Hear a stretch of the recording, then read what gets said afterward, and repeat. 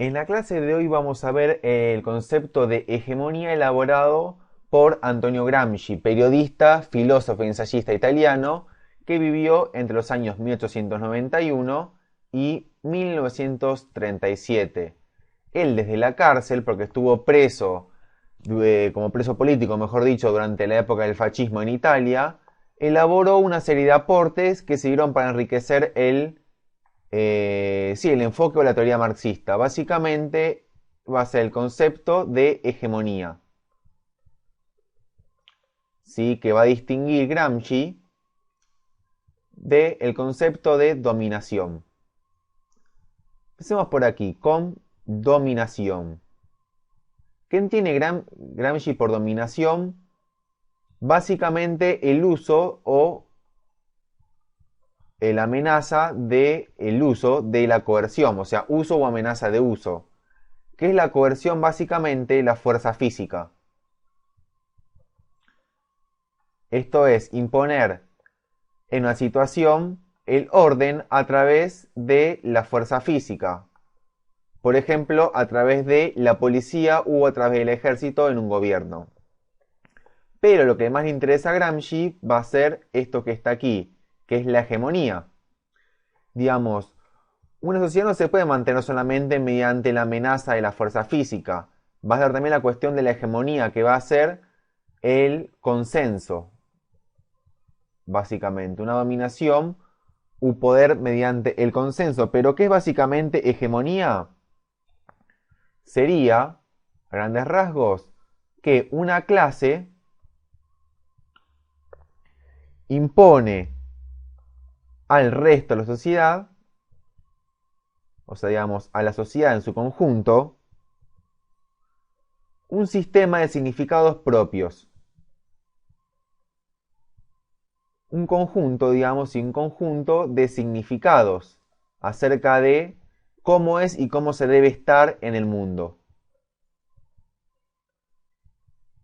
¿Sí? Va a haber una clase dominante que va a imponer su hegemonía, que va a ser un conjunto de significados, un conjunto de cosmovisiones, un conjunto de formas de ver el mundo que va a ser considerado o digamos se va a tender a pensar que es el correcto. ¿Cómo se impone esto? Veamos. Básicamente hablamos de hegemonía cultural. Esta hegemonía de una clase dominante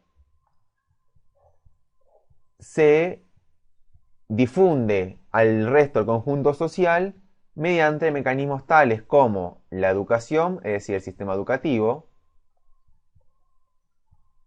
el sistema religioso, o mejor dicho, las instituciones religiosas, vamos a poner aquí religión,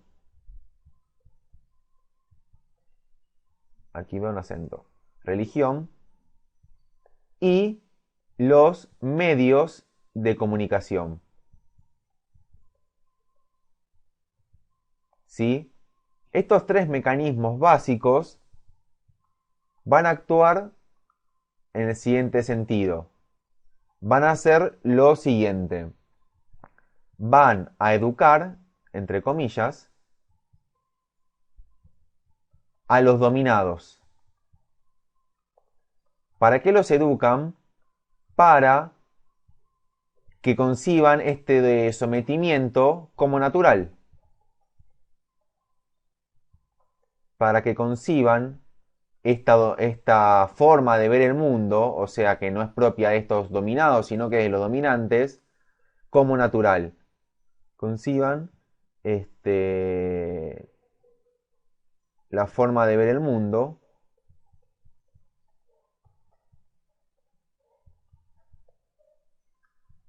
natural. ¿Sí? Que esto justamente natural va a ser, entre comillas, ¿no? Porque es construido en realidad.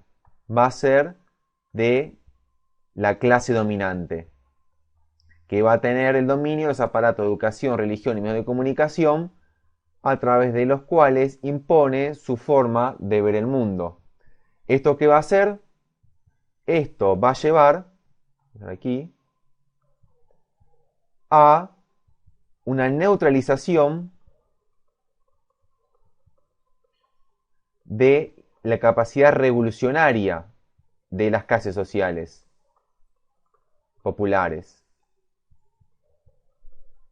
¿Sí? Pero aquí está el aporte interesante de la teoría de Gramsci, porque esta cuestión de la hegemonía, como vamos a ver más adelante, no es una cuestión estructural, de estructura que se impone sobre otras estructuras, como si fueran grandes bloques, sino que más bien siempre la hegemonía nunca es acabada, sino que siempre admite rupturas, choques y conflictos.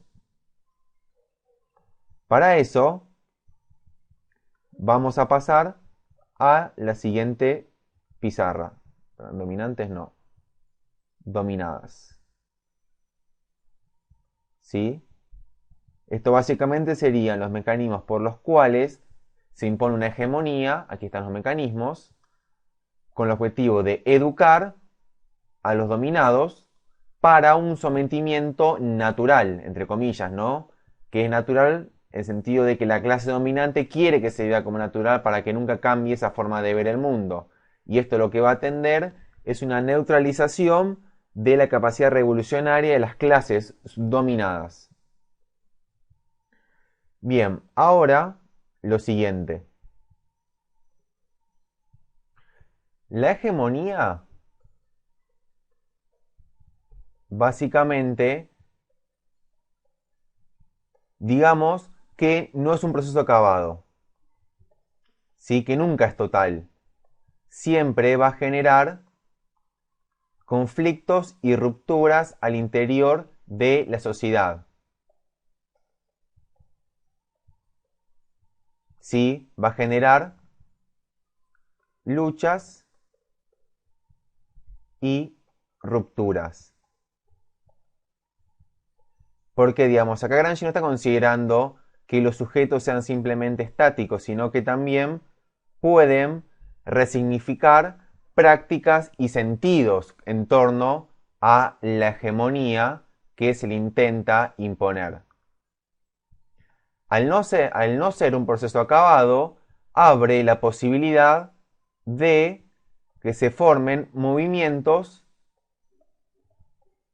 contrahegemónicos, ¿sí? Luchas en torno al sentido y en torno a en torno a todos estos conflictos inherentes a la imposición de una determinada forma de visión del mundo.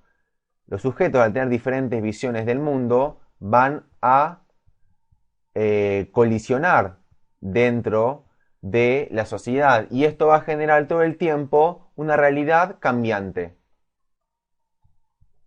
¿Sí?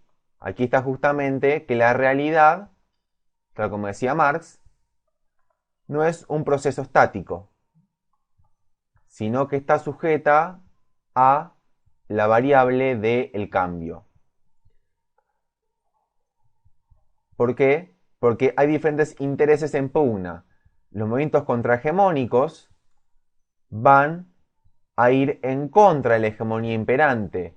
Un movimiento contrahegemónico puede ser, por ejemplo, una huelga de obreros que pueden defender su derecho a trabajar o a un sueldo básico. Por ejemplo, pueden ser canciones de protesta, ya sea de rock, de folclore, etc. Puede ser literatura, como ejemplos, ¿no? Hay múltiples formas de construir una contrahegemonía que su sentido va a estar justamente por estar en contra o estar en colisión con la hegemonía. Aquí estamos hablando de movimientos contrahegemónicos. Vamos a ver aquí lo siguiente, como ejemplos prácticos. Una huelga puede ser un ejemplo de movimiento contrahegemónico. En el sentido que va a estar disputando la hegemonía en torno a cómo se debe concebir el trabajo y cuáles son los derechos fundamentales de los trabajadores. Cuando una huelga se hace demasiado masiva o se sale del control del Estado en el sentido de que se hace cada vez más y más profunda y lleva más y más días, el Estado lo que hace aquí, como está en esta foto, es ejercer o poner en funcionamiento, mejor dicho, los aparatos coercitivos del Estado, que en última instancia es lo que Gramsci llamaba como dominación. ¿Sí? Estos movimientos contrahegemónicos o de contrahegemonía van a estar en contra de la hegemonía dominante. Cuando esta hegemonía se resquebraja y ya corre peligro la sociedad de una transformación radical, de una revolución, entran en juego los mecanismos coercitivos de dominación. Si por siempre hegemonía y dominación están ligados, hegemonía en tanto consenso, dominación en tanto coerción. Y en esto, digamos, se resume el chiste de aquí, de Quino, ¿no? Vamos a citarlo. Quien dice, en este caso, ven, esto es el palito de apoyar ideologías, que sería básicamente la idea que maneja, si queremos pensarlo de esa manera como metáfora, Gramsci. Lo que hace la dominación, en este caso el sujeto este que está aquí, representado, es intervenir en la sociedad cuando la hegemonía se resquebraja y cuando una ideología dentro de un movimiento contrahegemónico va a estar en contra del orden imperante y que propugna la clase dominante.